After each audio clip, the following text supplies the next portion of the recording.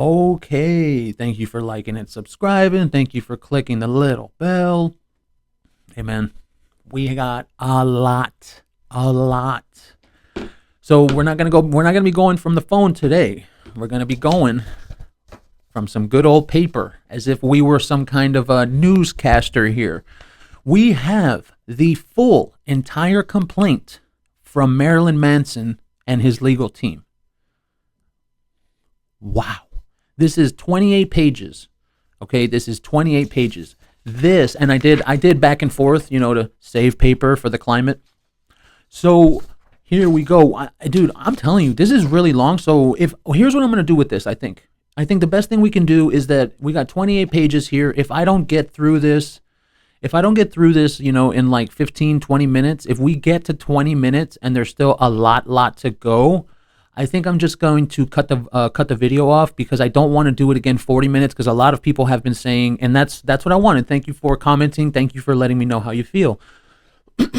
a lot of people have been saying that they're not down for longer videos. But I know I did do that 45-minute one of the Evan Rachel Wood documentary, and people watched it. They liked it. So that, like, when the video calls for being long, I think I'm going to do it, because we did long videos in the Johnny Depp trial. So, God willing, there's a trial for Marilyn Manson, and it's public, and we can bring everything out, because you need to hear some of the stuff that is in this complaint. It is insane. It is absolutely insane. So let's just jump in. Introduction. This action arises from the wrongful and illegal acts done in furtherance of a conspiracy by defendant Evan Rachel Wood and her on-again, off-again romantic partner, defendant Ashley Gore, a.k.a. Ilma Gore. I told you yesterday, and I hadn't even read this yet. I told you, it just felt like they were just a couple of lesbians trying to get a man, like trying to go after a man. That's all it felt like, dude. And then it comes to be that they are lesbians, man. Like, I'm not saying anything about lesbians. That's not what I said. I'm saying, like, that's what it looked like. And then it comes to be that they actually are. Like, what the fuck? To publicly cast plaintiff Brian Warner, a.k.a. Marilyn Manson, as a rapist and an abuser, a malicious falsehood that has derailed Warner's successful music, TV, and film career. Wood was in a serious romantic relationship with Warner from 2006 to 2010, during which time she soaked up the spirited rock and roll lifestyle that came with being Warner's significant other. And apparently this is a quote from her. For the first time, I really feel like I'm around somebody and in an environment where I can just let go and not worry about being judged. She was craving danger and excitement.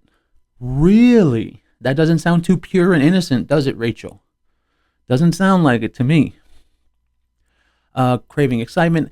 And as she would later explain, being with Manson put my creativity into overdrive. Oh, so he helped you with your creativity. Really? Oh. Seems kind of fishy from that documentary, huh, Evan Rachel Wood? Despite Warner's public shocker rocker persona, they had, in Wood's words, a healthy, loving relationship. Really? This is who I am, and this is who I've always wanted to be, and I'm finally with someone who lets me be what I want to be. See, and this is what happens. This is what happens when it comes to official court documents. When it comes to official, this is real. This isn't on fucking HBO where they're going to frame it how they want. Okay, going on. Number 3. In 10 years after they split, Wood never once accused Warner of abuse. That is, until she met Gore. I told you, a grifter who understood that the organized attack on Warner, spearheaded by Wood's own fabricated revelation of rape and abuse, could benefit them both. With Gore's help, Wood would be rebranded from someone who still might best be known for dating Marilyn Manson a decade ago. I mean, she was in 13. She's been in a lot of movies. So I'm going to have to disagree with the legal team on that one, because she is a somebody. Evan Rachel Wood isn't some fucking nothing from nowhere. She's not some Austin, Texas stripper like we all know who.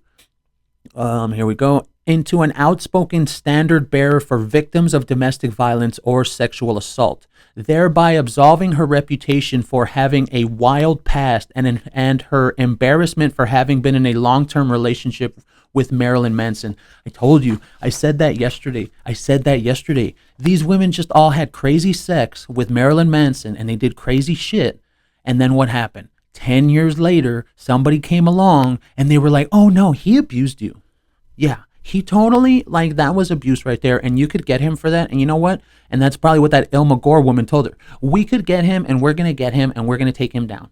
And then when they couldn't get him because of the statute for the Phoenix Act thing, the 1 to 3 years, that Gloria Allred, of all people, okay, that woman is like the whatever. We're not even gonna talk about her. We got a lot going on here. But anyways, they saw that they couldn't get Marilyn Manson what they had, so instead they switched and wanted to go after the Phoenix Act, because what would happen if you could change and use the Phoenix Act to make it go from 1 to 3 years to 7 to 10, then you could easily bring down Marilyn Manson by doing that. So the Phoenix Act for Evan Rachel Wood was literally a tool to be able to get and cancel Marilyn Manson. That's what it was for. And she failed because they only did 3 to 5 years instead of 7 to 10 years. See? So this is crazy. Let's just keep going. Number 4. To that end, for at least 2 years, Gore and Wood have secretly recruited, coordinated, and pressured prospective accusers to emerge simultaneously with allegations of rape and abuse against Warner, and brazenly claimed that it took 10 or more years to realize their consensual relationships with Warner were supposedly abusive. I told you, I said that yesterday. Woods and Gore's wrongful conduct in furtherance of their conspiracy is staggering. They impersonated an actual agent of the federal FBI by forging and distributing a fictitious letter from the agent to create the false appearance that Warner's alleged victims and their families were in danger, and that there was a federal criminal investigation of Warner going on. Attachment A. Okay, let's see. Attachment C. Let's see. Attachment B. Attachment A. Here it is right here. Here it is. Let's look at this. Attachment A. To whom it may concern, please be advised that Miss Evan Rachel Wood is a key witness in connection to a criminal investigation in Los Angeles, California, involving an international and well-known public figure. The safety of Miss Wood, her family, other victims, and of their families are of the utmost concern during this time. Contact for more information regarding the safety and victims of human and sex trafficking crimes. Excuse me. And then it says right there, redacted, Federal Violent Crimes Department. This is a felony. This is a felony. This is a straight up federal felony, dude. This is a federal crime right here. And they're only getting, and if they really did this, and that's why we're going through the whole thing. I want to know everything. I'm tired of all you women out there, and it's all women. I'm telling you straight up, all you women out there, it's only women right now that are saying it. There's no men whatsoever standing up for Evan Rachel Wood. None, not a single one. I haven't seen a single one. So for all you women, you need to understand, if this is real, your girl, Evan Rachel Wood, and Ilma Gore, they literally broke federal law. This is Fed right here. And in Fed, you go 1 for 1. There ain't no parole or nothing. Redacted. Deputy District Attorney. Redacted. Special Victims Bureau, Los Angeles Regional Human Trafficking Task Force.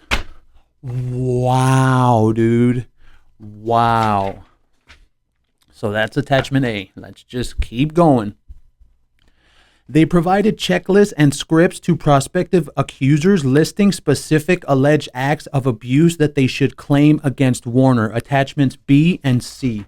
Okay, here it is right here. Let's see. Let's go into this one. Attachment B. Redacted. Willing to testify? Yes.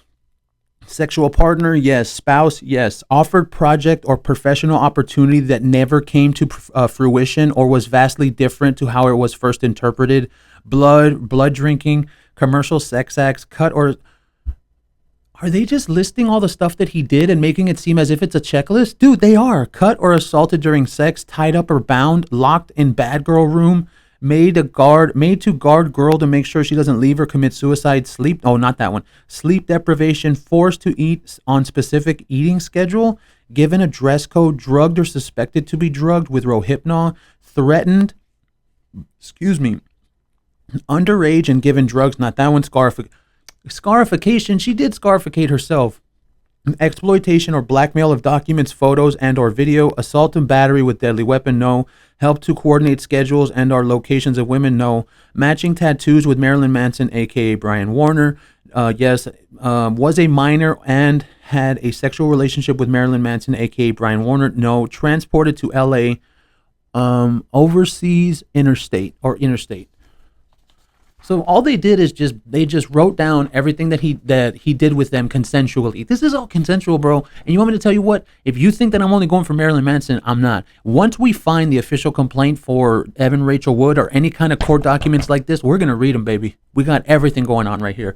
Hitting 11:20. How far are we? Nah, I think we are gonna have to cut this video.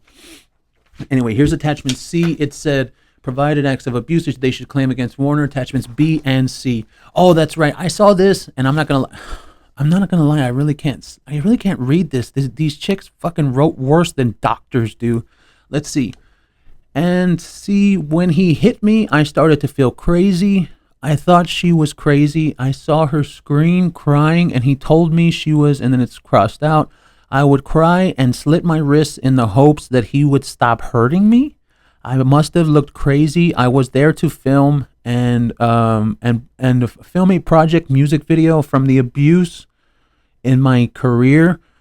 I was relieved for one night. I would break. It's all crossed out. I realized the fighting wasn't professional. Something wasn't professional very quickly. I realized the whatever wasn't professional very quickly, but I didn't want to question him. I couldn't leave.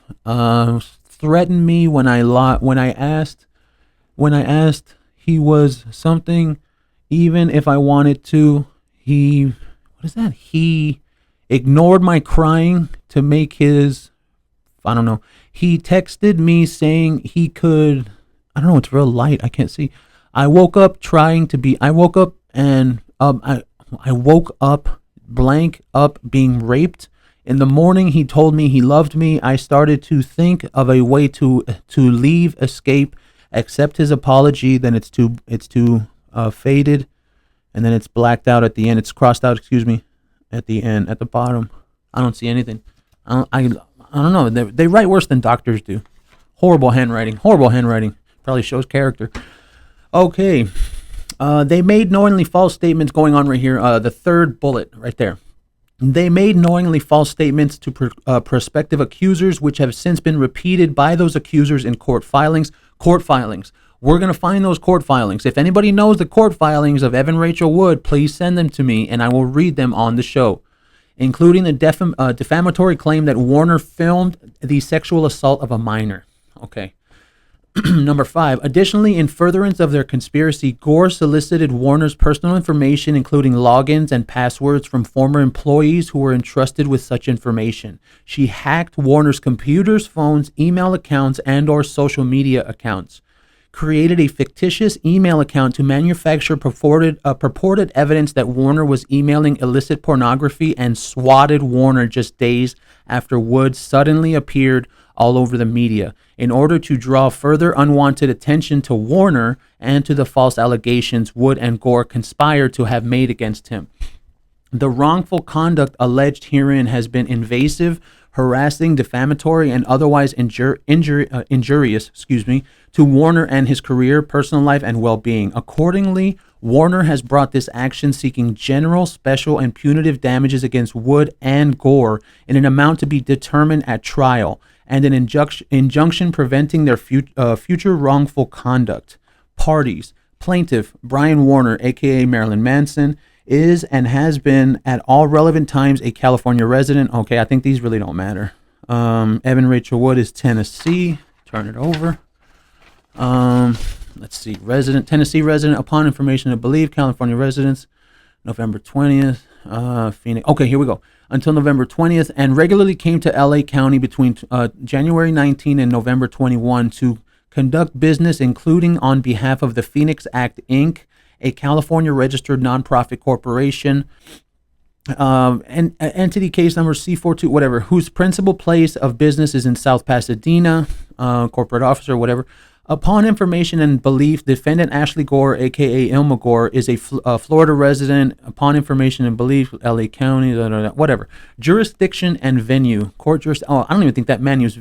Okay, actually, no, we did talk about this. Remember, if it's in California, I said if it's in California, then they probably won't do public, which we're really hoping that it's like, I'm really hoping that it is. Like, I am. I want this to be public, dude. I feel like we need to see everything, man. We need to see it all. We really, really, really do. Okay, so now we start with it. Factual allegations. Wood is a film and TV actress. She and Warner, a musician, writer, filmmaker, and visual artist, known professionally as Marilyn Manson, were in a romantic relationship from approximately 2006 to 2010. They were engaged to be married in 2010. In 2016, while promoting the HBO show Westworld, Wood told Rolling Stone magazine that she had been raped twice. Once by a significant other while we were together, and on a separate occasion by the owner of a bar. She did not name her alleged rapist. In 2016, Wood became friendly with Gore, a visual artist with a history of what? With a history of what? Give me that. Where is it? With a history of what? With a history to get attention by carrying out audacious publicity stunts. Wood and Gore have been romantic partners since approximately 2019. I told you. That's what they do right there. Scissor sisters. That's what they do right there. Sometime between 2016 and 2019, upon information, whatever, Wood told Gore that she was raped by a significant other, not Warner, but Wood had not and would not publicly accuse this person. In February 18 and April 19, Wood gave sworn testimony before the U.S. Congress and California State Senate in support of proposed legislation in which she and the Phoenix Act were affiliated. She testified that she had been raped once by a significant other and again by another attacker after hours at a bar, but she did not name them. Around this time, Wood and Gore conspired about how Wood and others could accuse Warner of abuse.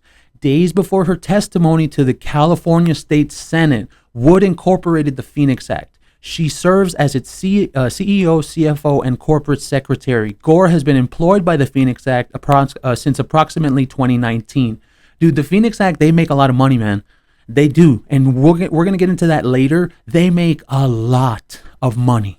A lot. Okay? They do fundraisers. They do GoFundMes. They do online stuff. Dude, these people, I think, like I said yesterday, I think we might have stumbled onto the biggest abuse hoax in the history of our society. This is something that could be big, and I'm talking about big. 17. Since at least 2019, Gore has been mired in significant financial troubles. For example, her family members have presented evidence that Gore committed crimes of identity theft by opening credit card accounts in the names of her twin sister and deceased mother. Wow. And borrowed money from an elderly family member under false pretenses, claiming that it was to assist with the purchase of a house, which Gore never carried out. Gore wrote in a notebook left with her family that her goal of being involved with the Phoenix Act was to make money. Phoenix Act, to protest, to make money, doing that, to make money doing that. Wow. Oh, and look, now they talk about it. The Phoenix Act engages in fundraising, including through multiple listings on crowdfunding website GoFundMe, where people can donate money to the Phoenix Act. At least one such GoFundMe page for the Phoenix Act stated that its goal was to raise $250K. 19. The Phoenix Act and those acting on its behalf advertise and promote it as being affiliated with Wood, including in connection with fundraising. The Phoenix Act describes itself as a survivor-led nonprofit created by Wood that works to end the cycle of domestic violence through organizing and passing legislation around the country. Underline added, the Phoenix Act is seldom discussed online or in press without a reference to Wood. 20, and we just hit 20 minutes. Nice. In 2019, Wood and Gore began secretly working on a documentary film project to chronicle Wood's activities on behalf of the Phoenix Act. In summer 2020, when HBO officially signed on to the project, Wood had never publicly alleged that Warner abused her. However, just weeks later, in September 2020, Wood decided for the first time that she would accuse Warner of abuse. Jeez, man. God, man. On February 1st, 2021, after months of conspiring with Gore on how to use Wood's celebrity status to recruit other women and coordinate their stories, Wood posted on her Instagram page the false claim that Warner had abused her. That same day, several other women assisted and coordinated by Wood and or Gore sought media attention with remarkably similar public abuse allegations. I said that in the friggin' video. Oh yeah, they're all the same. Why? Because somebody coached them? Oh, boom. Those claims, like Wood's, were false. This deluge of allegations against Warner brought renewed attention to the Phoenix Act and Wood, and in doing so provided more manufactured content for the HBO project. Its director Amy Berg confirmed this fact in an interview with Variety, stating that naming Manson obviously created a lot more story for us. Oh yeah, did it? You mean like just like the ACLU with naming Johnny Depp that created a hell of a story for Amber Heard's op-ed? Really? Is that it? Let's read it again. Amy Berg, the director of the HBO project, which we're doing a video on, Phoenix Rising, is director Amy Berg confirmed this fact in an interview with Variety, stating that naming Manson obviously created a lot more story for us. I should just drop it and not even keep going. Dude, you can see the similarities with Amber Heard. Wow, you can really see them. 22 minutes. It became a It became a two-part film in the edit bay, underlined and bold added, on or around January 12, 22. It was announced that part one of the project, titled Phoenix Rising, would premiere at the Sundance Film Festival in January 22, and both parts would air on HBO Max in March 22. Predictably, both Wood and Gore. What is it? 22? Yeah. Both Wood and Gore are prominently featured and heroically depicted. I told you they're framing them as heroes. Okay, 22 minutes. How far are we? You know what? Yeah, we're going to cut it off here. All right, man. Hey, this is getting juicy. 22 minutes. Thank you for liking and subscribing. We're going to do this again. Be on the lookout for the next video because we're just going to keep on going with the Marilyn Manson full complaint to the court. Okay, thank you for liking and subscribing. Thank you for staying with me this long. We will catch you next time.